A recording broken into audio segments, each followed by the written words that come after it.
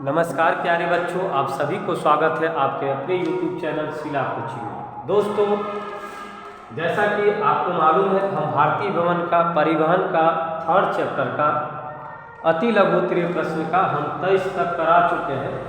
आज हम 24 से प्रश्न को देखते हैं। देखिए 24 प्रश्न क्या है, तो ध्यान से देखेंगे। 24 प्रश्न क्या है मेरे भाई?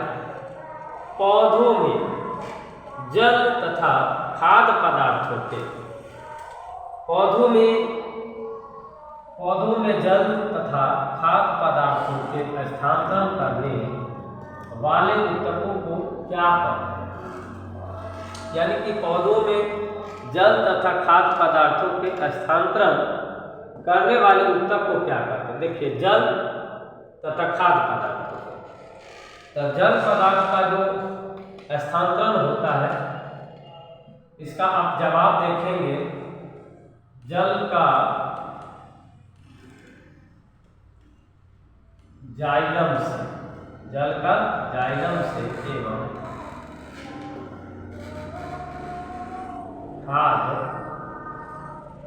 खाद्य पदार्थ का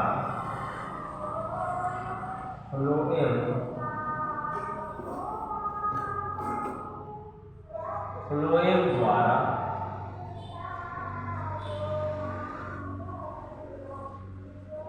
स्थानांतरण होता। देखिए बच्चों, क्या है सवाल? देखिए, पौधों में जल तथा खाद्य पदार्थों के स्थानांतरण करने वाले ऊतकों को क्या कहते हैं? जल का जाइलम से एवं खाद्य पदार्थों का फ्लोएम द्वारा स्थानांतरण होता है। याद रखिएगा, जल का जाइलम से एवं खाद्य पदार्थों का फ्लोएम द्वारा स्थानांतरण होता है। ठीक है भाई? ठीक है, चलिए, तो समझ गए होंगे आंसर 24 का। 25 नंबर क्वेश्चन लिखिए। जल संवहन ऊतक में पाए जाने वाले लंबी तथा बेलनाकार नलिका क्या है? यानी कि जल संवहन ऊतक में पाई जाने वाली लंबी तथा बेलनाकार रचना को हम लोग क्या कहेंगे? ठीक है भाई? देखिए, क्वेश्चन है जल संवहन ऊतक में पाए जाने वाली लंबी तथा बेलनाकार नलिकाएं क्या कहलाती है? तो ये पाई जाती है जाइलम में। इसको बोलते हैं वाहिकाएं एवं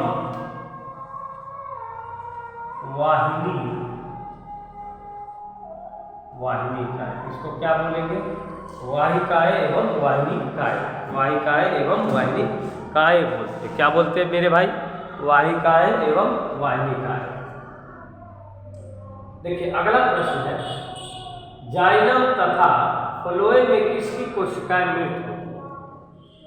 यानी कि आपको बताना है जाइलम तथा फ्लोएम में किसकी मृत कोशिका होती है, यानी कि मरी हुई कोशिका होती है। तो आप याद रखेंगे, जाइलम की कोशिका मृत होती है। क्या जवाब देंगे? जाइलम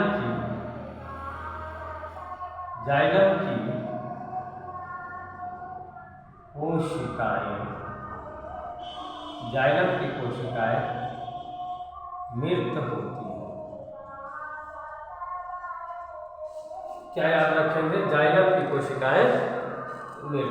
होती है। प्रश्न क्रमांक 27 की अगर आप बात करेंगे, तो क्या कहता है? जाइलम तथा फ्लोएम में कौन सा संवहन ऊतक खाद्य पदार्थों का स्थानांतरण करता है? देखिए, जाइलम तथा फ्लोएम में कौन सा संवहन ऊतक? जाइलम भी संवहन ऊतक है और फ्लोएम भी संवहन ऊतक है। जाइलम तथा फ्लोएम में कौन सा संवहन ऊतक खाद्य पदार्थों का स्थानांतरण करता है? तो खाद्य पदार्थों के स्थानांतरण की अगर आप बात करेंगे तो फ्लोएम ऊतक किसके द्वारा होता है?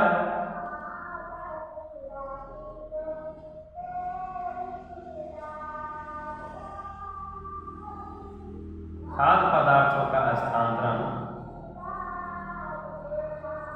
फ्लोएम ऊतक द्वारा होती। देखिए प्रश्न था जाइलम तथा फ्लोएम में कौन सा समान ऊतक खाद्य पदार्थों का स्थानांतरण करता है? उत्तर है खाद्य पदार्थों का फ्लोएम ऊतक द्वारा स्थानांतरण। ऐसे लिख देंगे फ्लोएम ऊतक द्वारा होती है, खाद्य पदार्थों का फ्लोएम ऊतक द्वारा स्थानांतरण होती है। द्वारा यहाँ पर लिख दीजिए स्थानांतरण होती है।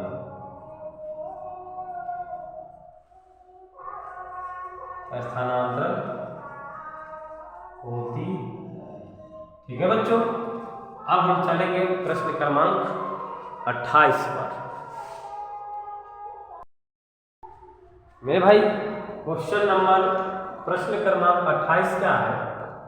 प्रश्न क्रमांक 28 हमें यह कह रहा है, प्रश्न क्रमांक 28 हमें क्या फरमाइश कर रहा है? देखिए पौधों में, यानी कि पौधों में जल, खनिज लवण और खाद्य पदार्थों को पौधों के शीर्ष भाग तक पहुंचाने वाली क्रिया क्या कहलाती है? यानी कि अगर आप बात करें कोई पौधा है, अगर पौधा है तब पौधों में एक ये पौधा है मेरी प्यारे साथियों, मेरी प्यारी बच्चों, ये पौधा है, देखिए तो पौधा में जल होगा, ध्यान से सुनिएगा, पौधों में जल, खनिज लवण और खाद्य पदार्थों को, यानी कि जल, खनिज लवण और खाद्य पदार्थों को पौधों के शीर्ष भागों तक, यानी कि शीर्ष भाग तक, शीर्ष भागों तक पहुंचाने वाली क्रिया क्या है? पौधों में जल, खनिज लवण और खाद्य पदार्थों को पौधों के शीर्ष भागों तक पहुंचाने वाली क्रिया को हम लोग क्या करेंगे? तो पहुंचाने वाली हम इस क्रिया को बोलेंगे स्थानांतरण बोलेंगे। क्या बोलेंगे मेरी प्यारे बच्चों? स्थानांतरण कहलाती है। क्या कहलाएगी भाई? स्थानांतरण कहलाती है।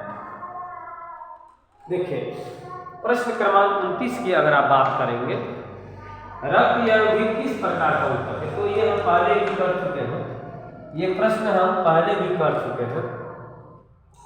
रक्त या रुधिर किस प्रकार का ऊतक है?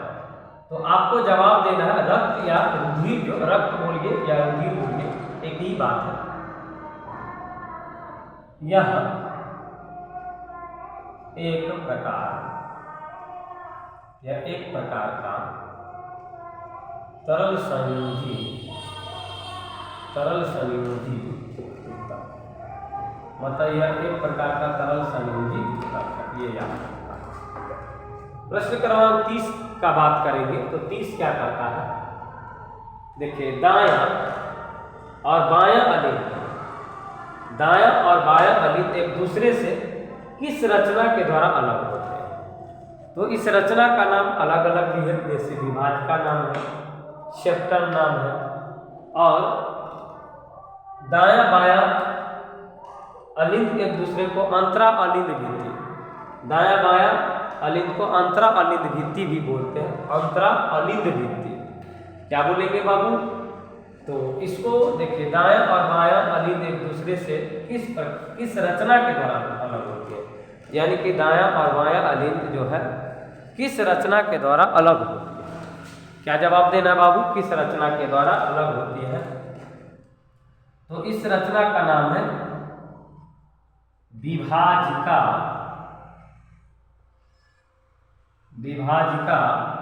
या सेप्टम,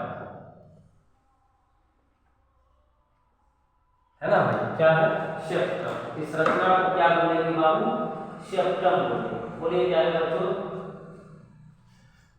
या इसको आप अंतरा अलिंद भित्ति भी बोलेंगे, अंतरा अलिंद।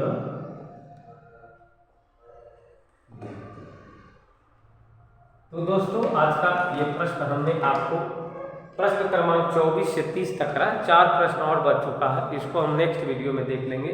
दोस्तों नमस्कार, अगर ये वीडियो आपको हेल्पफुल लगे तो आप अपने दोस्तों में शेयर अवश्य करेंगे। धन्यवाद।